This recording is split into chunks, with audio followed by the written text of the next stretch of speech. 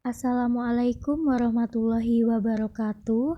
Perkenalkan, nama saya Zaskia Selomita dari kelompok 3. Di sini saya akan mempresentasikan hasil diskusi saya dan teman-teman yang berjudul Aspek Legal dalam Dokumentasi dengan anggota kelompok Elza Nur Asmarani, email Karen Amelia, Meisya Zelda, Raisya Bilkis, dan Widya Sinta. Yang pertama ada aspek legal dalam dokumentasi. Pertama, menurut Wildan dan Hidayat tahun 2009, yang dimaksud dengan aspek legal dalam dokumentasi adalah pembuatan catatan harus berdasarkan standar asuhan kebidanan yang ditetapkan oleh hukum sebagai bentuk perlindungan diri yang sah dari gugatan hukum. Yang kedua, menurut Fauziah, Afroh, dan Sudarti tahun 2010, rekam medis yang mudah dibaca dan akurat merupakan dokumentasi pelayanan kesehatan yang sangat menentukan yang mengkomunikasikan informasi penting tentang pasien ke berbagai profesional. Selanjutnya, aspek legal dalam dokumentasi kebidanan terdiri dari dua tipe.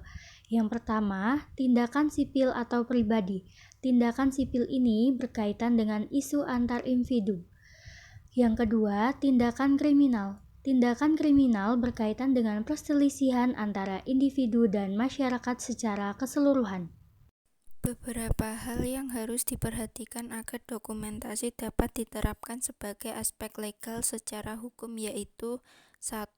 Dokumentasi informasi yang berkaitan dengan aspek legal meliputi A. Catatan kebidanan pasien atau klien diakui secara legal atau hukum.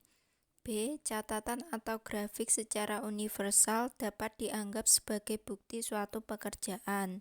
C. Informasi yang didokumentasikan harus memberikan catatan ringkas tentang riwayat perawatan pasien. D. Dokumentasi perlu akurat sehingga sesuai dengan standar kebidanan yang telah diterapkan. Yang kedua, petunjuk untuk mencatat data yang relevan secara ilegal. Berikut ini 3 petunjuk untuk mencatat data yang relevan secara ilegal. Yang A. Mengetahui tentang malpraktek yang melibatkan bidan. B. Memperhatikan informasi memadai mengenai kondisi klien dan perilaku. Mendokumentasikan tindakan kebidanan dan medis, follow up, pelaksanaan pengkajian fisik persif, dan mendokumentasikan komunikasi antara bidan dan dokter. Yang C. Menunjukkan bukti yang nyata dan akurat tentang pelaksanaan proses kebidanan. 3. Panduan legal dalam mendokumentasikan asuhan kebidanan. Agar dokumentasi dipercaya secara legal, berikut panduan legal dalam mendokumentasikan asuhan kebidanan menurut Muslihatun, Mudilah, dan Setiawati 2009. Untuk yang poin pertama, yang A, jangan menghapus dengan menggunakan tip X atau mencoret tulisan yang salah.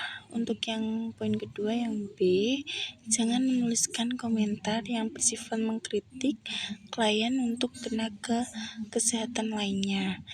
Untuk poin ketiga, C, koreksi kesalahan sesegera mungkin.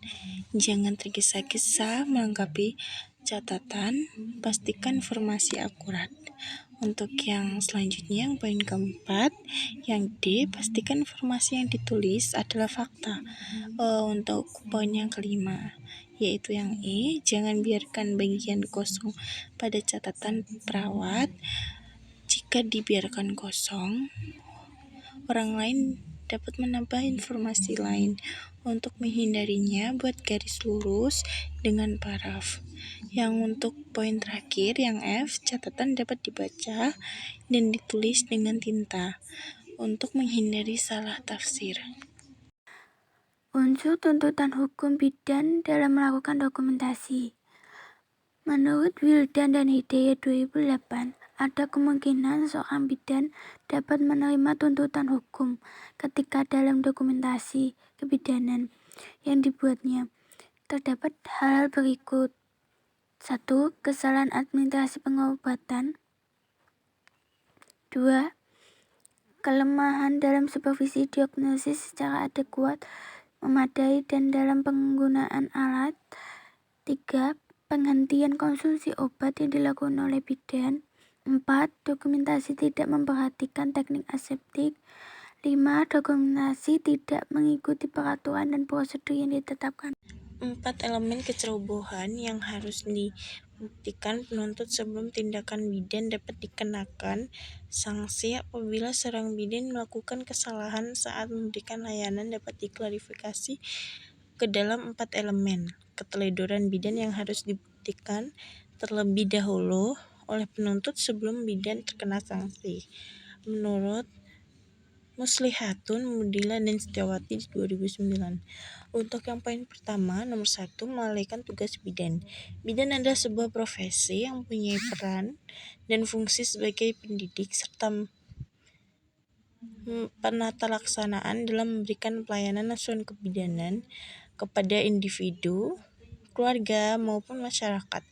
Tuntutan dapat dijatuhkan apabila peran tersebut tidak dijalankan dengan sepenuhnya atau lalai dalam melaksanakan tugas. Untuk yang poin kedua, tidak memenuhi standar praktik kebidanan. Standar praktik kebidanan telah ditentukan oleh organisasi bidan. Mereka menata aturan atau batasan bagi praktik bidan dalam memberikan asuhan kebidanan baik praktik individu maupun kelompok. Yang poin ketiga, adanya hubungan sebab akibat terjadinya cedera. Seorang bidan dikatakan ceroboh apabila dalam menjalankan tindakannya dapat menyebabkan kerusakan pada sistem tubuh seperti adanya luka ataupun kerusakan lainnya. Yang poin keempat, nomor 4, kerugian yang aktual atau hasil lalai. Bidan dalam menjalankan perannya selalu berusaha memberikan kenyamanan dan rasa aman pada pasien. Namun, sangat mungkin tindakannya tersebut dapat mengakibatkan kerugian secara nyata pada pasien. Dengan demikian, tindakan tersebut menunjukkan kecerobohan yang memungkinkan tuduhan dan dijatuhkan dalam tuntutan. Sekian presentasi dari kelompok kami, kurang lebihnya kami mohon maaf. Wassalamualaikum warahmatullahi wabarakatuh.